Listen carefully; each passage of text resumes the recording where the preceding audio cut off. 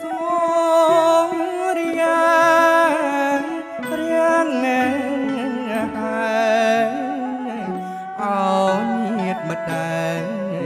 ជួយកាន់អំណរពាក់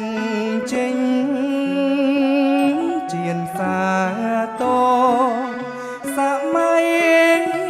អង្គរបងវសួស្ដីសូមរៀងហើយអោញាតម្ដែងជួយកាន់អំណរពាក់ចេញជៀនសាទរសម័យអង្គរបវសួស្ដីចេញជៀនមានក្បាច់រចនាត្បូងថ្លា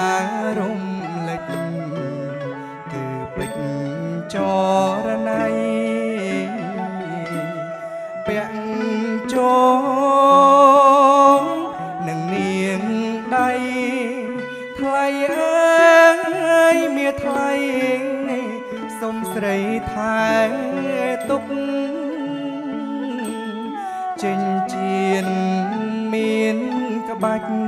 រចនាត្បូងថ្លារំលេចគឺពេជ្រចរណៃពាក់ចងនឹងនាងដៃថ្លៃអើយមាថ្លៃសុំស្រីថែទុក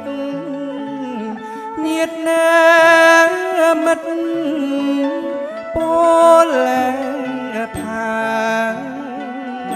ពាក់ភ្ញៀវផ្ញើមេបាចាំងស្រុកសូមចាំចំណាំទុកនេះជាទំនុកទុកពីព្រេង